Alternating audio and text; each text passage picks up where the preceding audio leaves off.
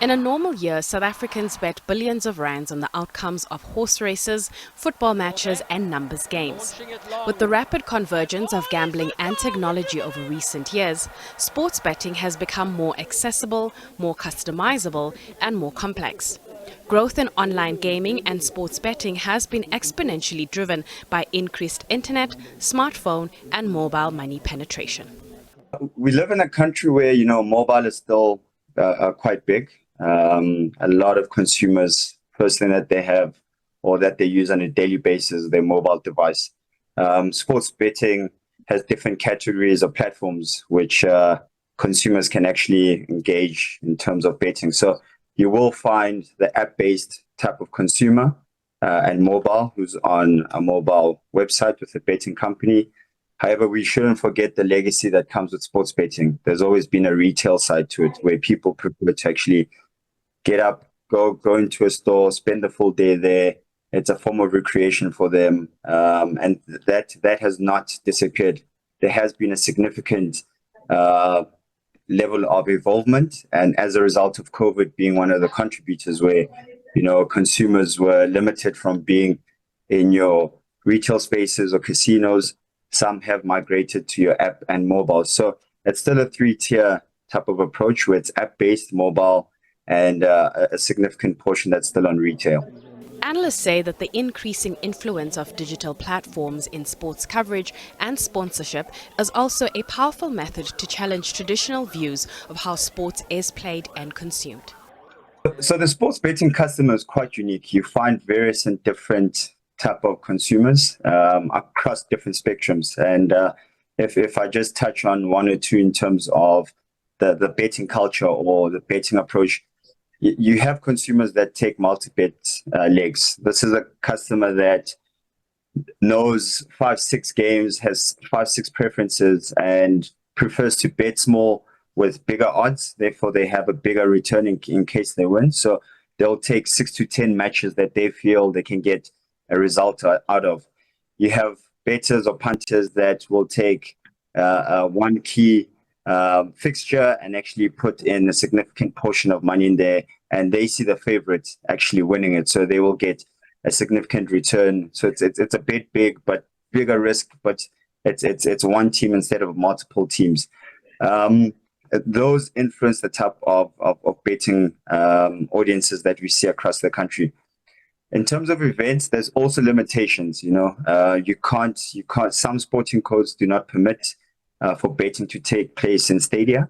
So you do find customers that going to watch a soccer match, a cricket match, they'll place their bets and then actually go there for the entertainment part of actually watching the actual fixture rather than sitting there to see how they can actually maneuver their bet slips. So it's very different. It's very unique. And it's, again, sports betting is a very personal thing, each and every customer or individual has their own approach of how they see the odds, who they consider as favorites. People bet on the underdogs. People bet on the obvious. So it's different nuances that contribute to what type of betting pattern is followed. Anthony Leeming, the CEO of hospitality, casino and gaming group Sun International, says the group is looking to catapult growth by driving its online presence, where online gaming and sports betting divisions have reported record numbers. The total market, the gaming industry, which includes casino, LPMs, EBTs and bookmakers includes online, is about 43 billion in 2022. I think we've seen casinos being quite resilient, largely bounced back from pre-pandemic levels to where they are today, whereas online has shown a remarkable increase. Now, we don't get the exact stats of online, but certainly we've seen more than double in what we term bookmakers revenue from 2019 to 2022, and that can only come through online. The group, which owns Sun City Resorts, Grand West Casino, Maropa Casino and the Maslow Hotel, has embarked on an expansion plan that includes adding more slot machines at some facilities and additional games on its online platform, which will be opened to more countries in Africa. I don't think we see us putting up big casino developments in Africa at this point in time, but certainly online there's some licenses, some jurisdictions where we are looking to enter. This is a sort of a low risk entry because a lot of your operations are run from South Africa, as well as the systems are rented or share of revenue. So not significant risk, mainly some OpEx expenditure, a few people on the ground pushing the marketing. So we do see Africa as quite an exciting opportunity for us. This fast-growing market offers big benefits to multiple industry sectors. Analysts say this perfect storm is creating massive opportunities for gaming companies to gain access to new customers, and sports teams can engage with fans more regularly, and media companies can retain and increase viewer interest. There's been a very strong link between the two, and media itself has significantly helped with commercializing sports betting. It's made it very open to a mass audience. It's limited, that initial perception that sports betting had of a negative context. It's made it more of an online or retail platform where people can see it as entertainment. And it's also influenced the commercial part of how brands actually want to engage with betting companies. You can go as far as sporting teams looking at front of shirt or sleeves for branding purposes. It contributes to their bottom line if they're being sponsored by a significant betting company. There's also been a lot that's changed in stadiums.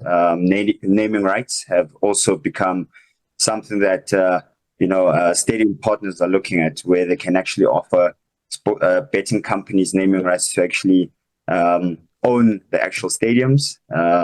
Events have also taken that significant change of actually having partnerships with betting companies, and this has all contributed to a greater audience and greater reach. It's also given them, a full approach in terms of how they can expand their business, how they become more and more brand relevant, build their brand awareness, and also become very close to the consumer. Although South Africa is impacted by slowing economic growth, improving macroeconomic conditions in the short to medium term should boost spending. In the meantime, the gambling industry remains a significant contributor to the economy, with the creation of jobs, increased capital expansion, and the payment of taxes to both provincial and national government.